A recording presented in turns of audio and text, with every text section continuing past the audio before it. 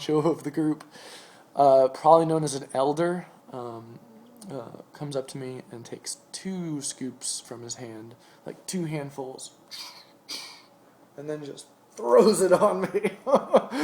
And when Alex told me that, I felt kind of like a sensation on my temples and also on my third eye, and it was like all connected, and it was kind of like pressury all at that moment.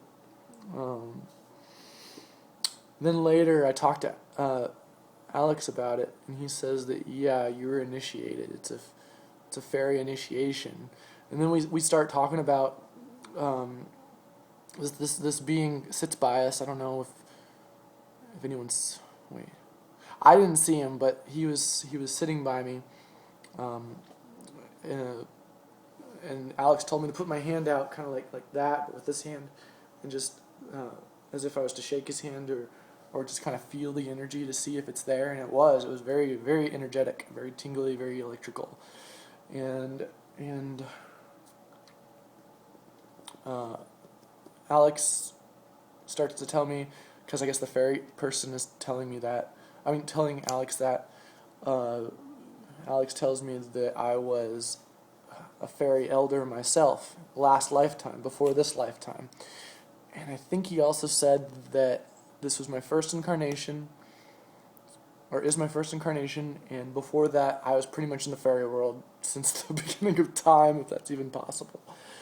Yeah, and only elders carry wands. I don't know about that, but still kind of cool.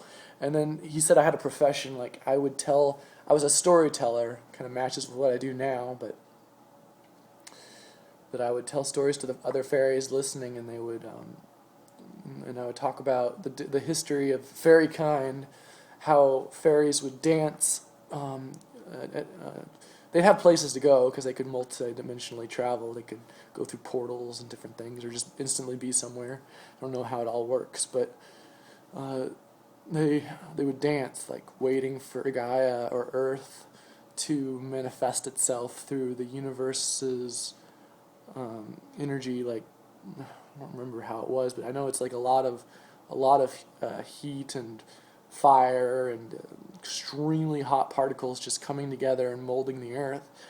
And there's that, but it's like Alex was telling me that I, or just fairies in general, were dancing and waiting, and they would go other places in the meantime. I'm sure there are other worlds. There's an infinite amount. Okay, so I think it's kind of cool if that's true. That I probably shouldn't say if. I mean, it's most likely true because me being a fairy in a human body, or being a fairy last lifetime, because there's so much evidence for it to me, that just kind of says you are. Stop asking. But I still need proof for things like that eventually. So maybe someday something will finally convince me completely. But I'm going in that direction. Okay, what else? Well, there's probably more. I can't really remember it right now.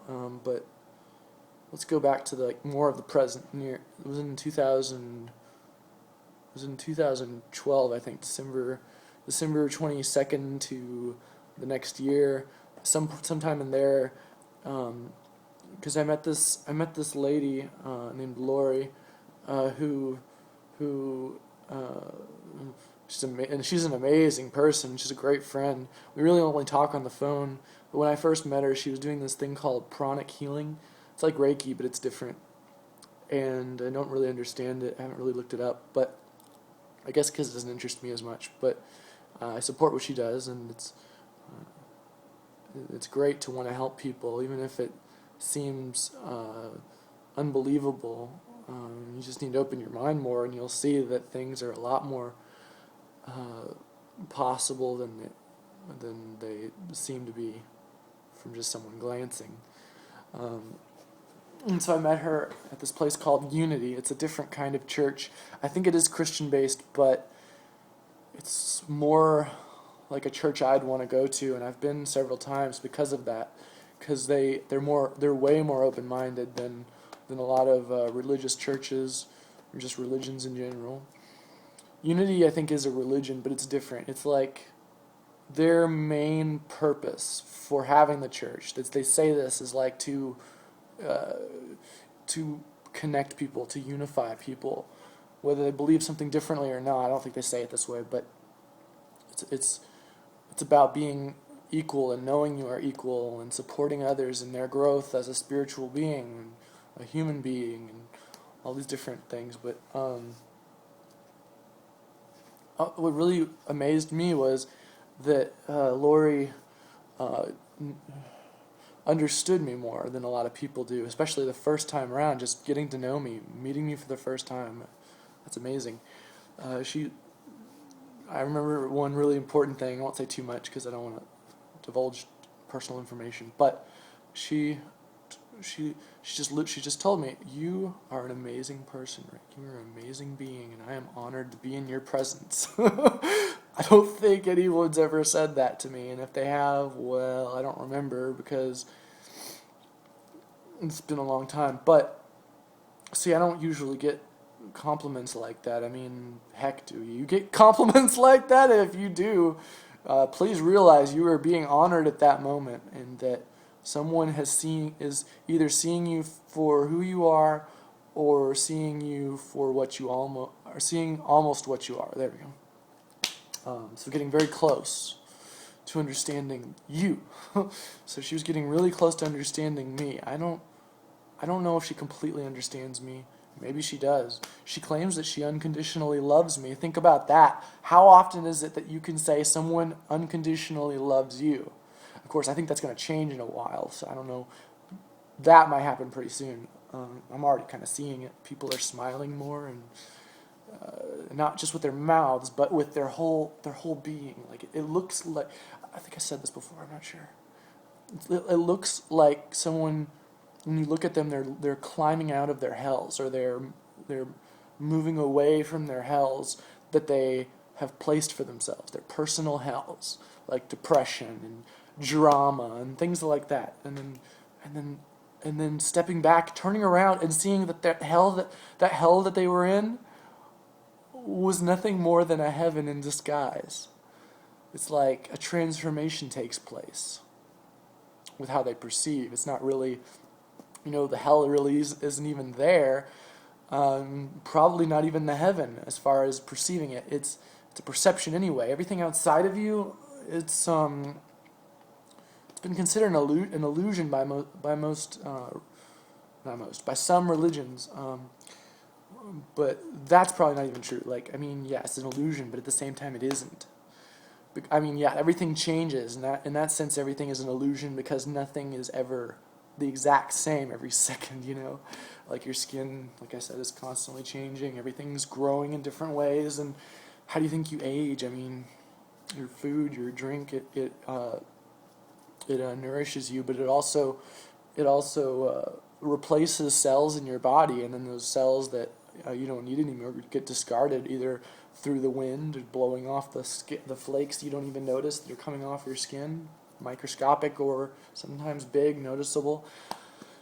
Everything's changing, and so even if you don't like change, it's going to happen anyway. It's I'm not trying to be mean. It's inevitable. It's something that happens no matter what.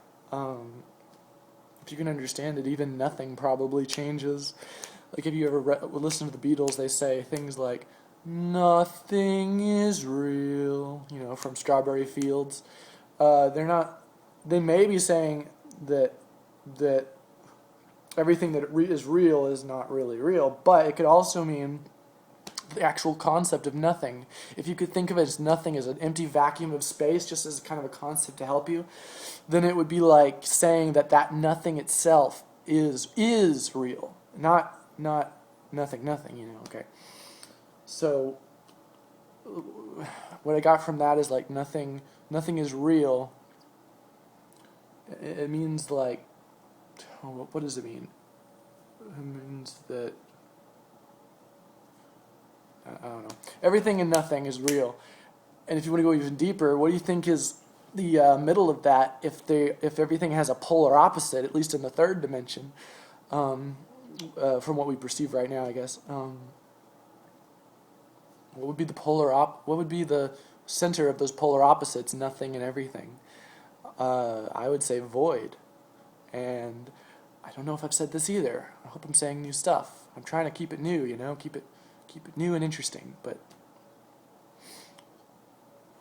in some of the Bibles, like I think the Bible I read, I don't remember which one, but I know that some Bibles don't even say the word God when in the very first part where it says in the beginning there was, okay, and say in the beginning there was void, and then later they replace it with God. That's my feeling on that, because you know what God means? It's the higher or the highest good in German. It's a German word, and it got retranslated in English, but it's still based off of that German word, good. I guess it would sound like this in German, gut, gut. So in the beginning there was void. I mean, everything has a center. People are saying, be more positive, and then there's other people who feel like they can't, and then they're perceived as negative. I mean, that's just the actions anyway. What's the center of all that? Well, the center of all that would probably be something like peace or nowness. Now, like be here now. When you're grounding, I feel like when you're grounding, people are saying you need to lower yourself. Okay, I don't think that's a good idea. I mean, maybe it was a good intent at the time, but a better word would be centering. Yeah. But then again, maybe it means the same thing. I'm still expanding my vocabulary constantly, so I could be wrong. So there's 7 chakras. I probably had something, but here's the tangent, so I forgot it already. Hopefully you understand. But there's 7 chakras from my understanding. There's other versions. There's 13. There's a lot. Some even say infinity. That may be so, but how about now? So let's just focus on the now. So there's 7, and they start from your root, where you're between your I think this is right, your sex organ and your the anus. Okay, so that would be the color red. And then there's orange, and orange is also known as the sacral chakra or the sex chakra. And where is it located? It's a little bit below the belly button. It's like kind of where the waist is. Ugh, excuse me. And then there's the yellow chakra. It's a little bit above the belly button, I think. It's kind of like what you call the sternum. Here, right here. Okay. And then that's also known as the power chakra, because I actually kind of think we're in a transition right now. The whole world is. If you could think of different ages or different moments in history, sections of history as a chakra, then you could. So we're like transitioning between the power chakra and the heart chakra. And this could be wrong too. This is just my feeling on it. I mean, we could just skyrocket from here to there, so it doesn't really matter. But the heart chakra is the center of the chakras, because then there's Roy G. Biv, like the rainbow. It's exactly like the rainbow. So there's red, orange, yellow, green, blue, indigo, violet. And then blue, this is probably my most open throat chakra at the moment, although it is changing too. I think more chakras are opening as I live. But I think I was actually born with my throat chakra open. I've always talked, I've always asked questions, I've always communicated. I may not have said any words when I was a baby, but I was thinking them. I think I already understood words, maybe not all of them, but some of them. And then later I forgot about that because conditioning in school and mom and dad saying, "No, this is the word you must say." For all I know, I might have even been thinking in a different language that's not even of the Earth.